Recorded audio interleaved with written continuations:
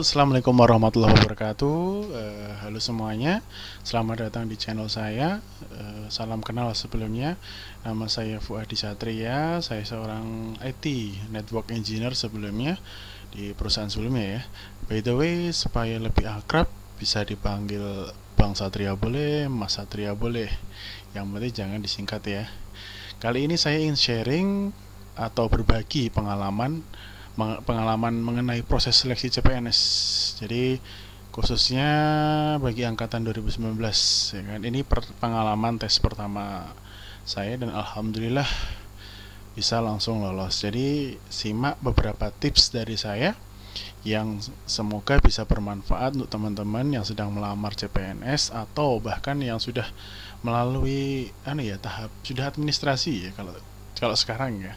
Jadi semoga bisa bermanfaat di masing-masing instansinya. Jadi simak sampai akhir ya pengalaman saya. Saya mendaftar CPNS kalau tidak salah di bulan Oktober 2019 ya kan, sibuk melihat berbagai macam formasi. Kebetulan saya lulusan elektro, jadi saya cari list kementerian apa saja, lembaga apa saja, kemudian pemerintah daerah mana saja yang membutuhkan CPNS untuk formasi sesuai dengan jurusan saya, yaitu teknik elektro. Kebetulan di instansi saya, alhamdulillah sekarang saya di lembaga pengadaan barang dan jasa pemerintah atau disingkatnya LKPP, itu membuka lowongan sebagai pengelola teknologi informasi sebanyak 10 formasi kosong. Jadi saya list dari seluruh tadi KLPD yang memang list terbanyak. Itu tips dari saya, kita cari list yang terbanyak. Oke, mungkin nanti akan kelihatan nanti pesaingnya bagaimana, kemudian dan lain sebagainya. Nah, itu urusan nantilah, urusan rezeki. Tapi di sini saya melihat 10 formasi ini saya bisa melihat peluang bahwasanya nanti bisa maju ke tahap selanjutnya, yaitu SKB. Alhamdulillah pertama kali ikut seleksi CPNS.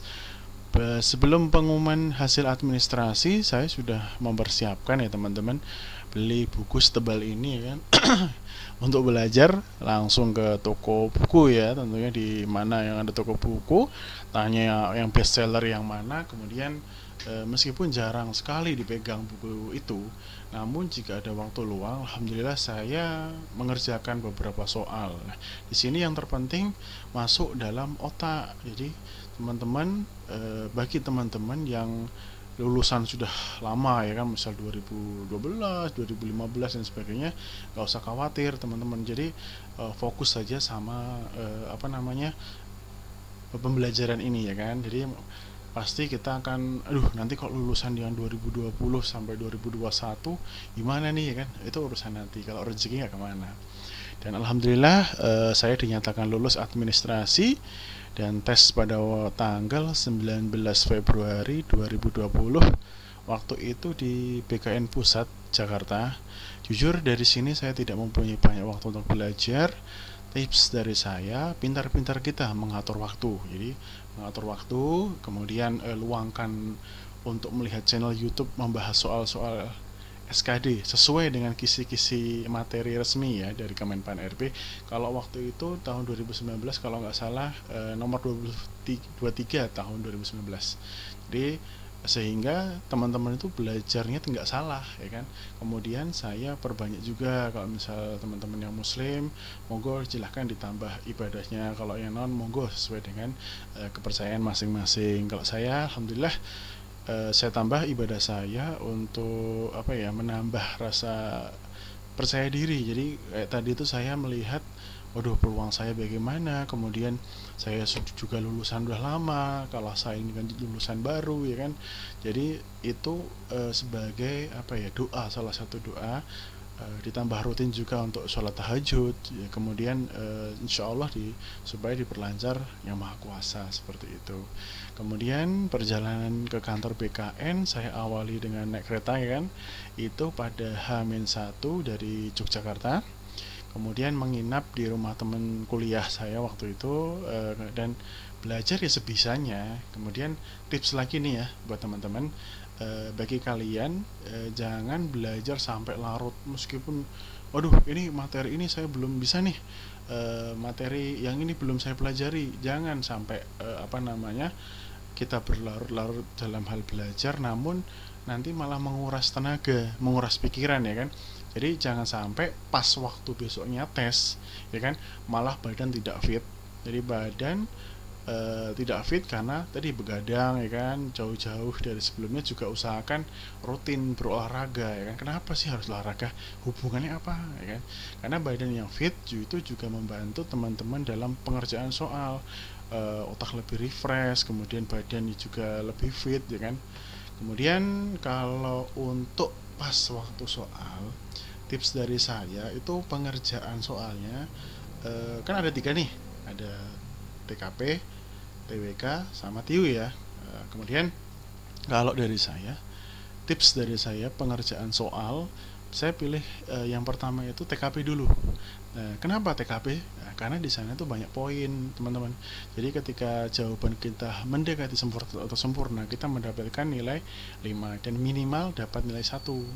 Ya kan? Dan ini adalah awal dimana kita tidak langsung berhadapan dengan angka, logika, hafalan ya kan, pasal ya kan, sejarah. Kemudian otak kita masih fresh, jadi kita memilih materi yang masih fresh. Kemudian setelah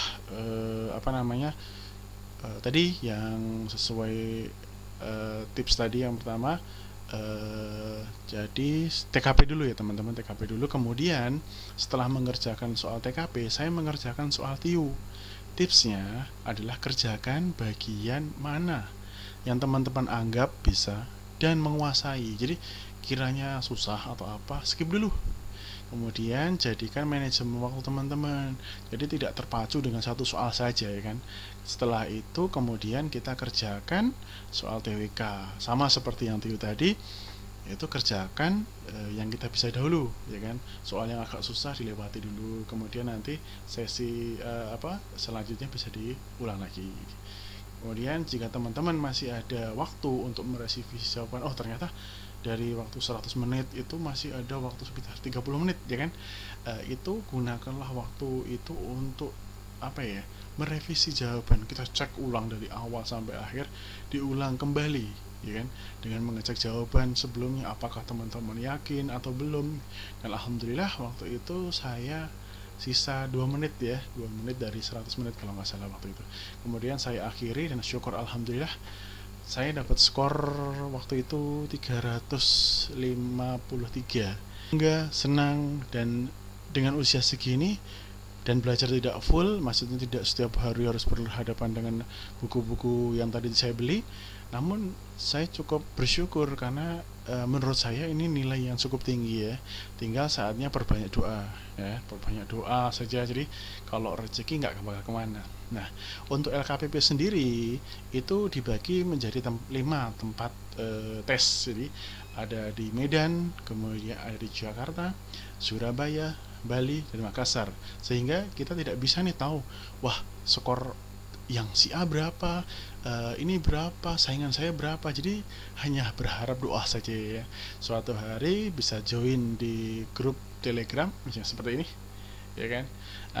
Beberapa teman-teman yang sudah tes sebelumnya dengan skor yang tertinggi waktu itu, ada dari Medan itu 426 ya, dengan skor maksimal 500 ya kan. Kalau untuk yang sekarang kan skornya mungkin ada penambahan soal, jadi nanti bisa mengikuti info-info yang terupdate. Oh iya, di LKPP jumlah pelamarnya itu ada sekitar 6.400. Jadi saya sangat hopeless di sini sebenarnya. Duh, bisa nggak ya dengan nilai segini, terus dengan usia segini ya kan. Namun prinsip saya jika rezeki itu tidak kemana. Nah, dan di akhir pengumuman hasil SKD di sini saya banyak sekali doa dari orang tua, doa dari saudara, doa dari keluarga lah intinya. Itu sebelum membuka pengumuman itu saya sudah banyak doa sekali. Jadi gimana hasilnya, ya bismillah saja lah ya. Dan waktu itu untuk masuk ke sesi berikutnya yaitu SKB, itu harus masuk 3 kali jumlah formasi. yang dibutuhkan. Jadi untuk lolos saya wajib masuk 30 besar karena formasi yang dibutuhkan adalah 10, dan alhamdulillah saya masuk peringkat 19 waktu itu seperti gambar berikut. Syukurin aja ya, alhamdulillah bisa masuk ke tahap berikutnya. Alhamdulillah. Dan perjalanan ke SKB sempat terganggu sih. Jadi pas waktu awal-awal Maret itu kan kita ada gelombang pandemi COVID lah ya. Sempat terganggu, kemudian merajalela nih dari awal bulan 2020 yang seharusnya SKB-nya bisa dipercepat. Nah, jadi sehingga jadwal SKB yang mana seharusnya lebih cepat ditunda sampai bulan September, itu kita tes tanggal 1 September. Yaitu tesnya itu mungkin berbeda sama teman-teman.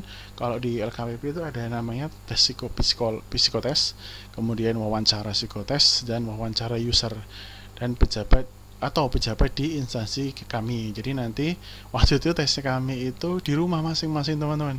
Jadi inilah uniknya tes pada saat ada wabah COVID. Namun di sini kita benar-benar dipantau via Zoom, gerak-gerik kita dipantau. Di sini kita harus benar-benar mempunyai koneksi internet, tipsnya yang kuat, disarankan mempunyai modem berbagai provider ya kan, sehingga kalau ada error bisa diganti ya kan. Khusus untuk SKB mungkin nanti akan saya buatkan video khusus ya teman-teman, itu karena ada sesi psikotes, kemudian wawancara psikolog dan wawancara user. Nanti saya akan buat sesi tersendiri. Ini hanya sharing pengalaman perjalanan saya di CPNS tahun 2019 ini. Kemudian gimana sih rasanya di SKB itu kita bisa mengejar nih. Tadi kan saya posisi 19 ya. Gimana sih dari peringkat 19 itu bisa jadi nomor 1 teman-teman. Jadi hanya satu-satunya yang diterima pada formasi tersebut. Haru pasti ya kan. Mau nangis, nggak percaya perjuangan yang tadi ya kan, hopeless dengan usia segini, belajar kayak segini. Tapi ingat, bukan jadi nggak belajar ya teman-teman, itu karena memang waktu saya tidak ada terlalu banyak untuk belajar. Jadi pahami bener-bener lah, itulah manfaatnya kita untuk berdoa, untuk mendekatkan diri kepada Yang Maha Kuasa. Jadi kita diberikan soal yang mudah, soal yang ini, tapi tidak memudahkan dalam arti sombong dan lain sebagainya. Tapi benar-benar alhamdulillah kita bisa mengerjakan dengan baik. Dan untuk teman-teman yang nilainya kurang besok misal di SKD, jangan menyerah. Intinya di SKD itu kerjakanlah dengan sungguh-sungguh, kerjakanlah dengan kemampuan teman-teman yang maksimal. Dan ingat, jangan cuma mengejar skor, tapi mengejar PG atau passing grade. Jadi kalau misal teman-teman nilainya 400 tapi salah satunya dari tes entah itu TWK, TIU, kemudian tidak melebihi dari standar PG masing-masing tes tersebut, itu sama aja teman-teman. Jadi kemarin ada nilai yang lebih dari saya sekitar 370 kalau nggak salah, dia gagal di TIU nya itu skornya cuma 50. Jadi skor yang lain, tes yang lain itu memenuhi banget. Jadi percuma teman-teman. Di sini maka dari itu tetap harus fokus dengan skor minimal passing grade-nya berapa. Kemudian ketika mendapatkan nilai yang agak kurang, banyak-banyaklah berdoa. Ketika dikasih kesempatan untuk masuk ke SKB, dan itu adalah momen dimana teman-teman bisa unjuk gigi ya kan, karena nilai SKB itu di total itu adalah 60% dari total keseluruhan SKD dan SKB ya. Nah, setelah proses SKB itu berikutnya ada proses pemberkasan. Nah, di sini saya baru sadar nih, ternyata saya salah input nomor ijazah. Waduh, perasaan campur aduk, tanya kesana kemari, nggak ada jawaban, galau ya kan. Jangan sampai sudah berjuang seperti ini TMS gara-gara masalah sepele kan. Dan tadi kembali lagi kita berdoa, banyak-banyak doa, dan alhamdulillah Di pemberkasan itu ternyata saya dapat info dari Panselnas BKN dan panitia dari LKPP ada fitur edit data ternyata, dan saya baru dapat info bisa mengubah data yang sebelumnya yang salah kemudian diisi atau diubah menjadi data yang benar. Nah, setelah mengetahui hal tersebut, saya langsung segera memproses syarat-syarat administrasi lain, dikarenakan masa pemberkasan kalau tidak salah waktu itu sekitar beberapa hari lah. Jika sampai tanggal yang ditentukan kita belum mengupload, otomatis akan TMS juga.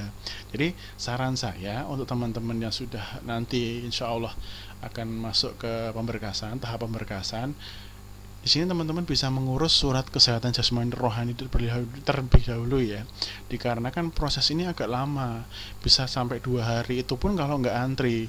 Bayangkan di pandemi seperti ini kita juga antri, meminimalisir lah ya kan. Bahkan kemarin ada yang sampai 4 hari sampai menunggu dikarenakan adanya penumpukan pasien itu, pasien COVID dan lain sebagainya, meskipun nggak dicampur sih ya kan.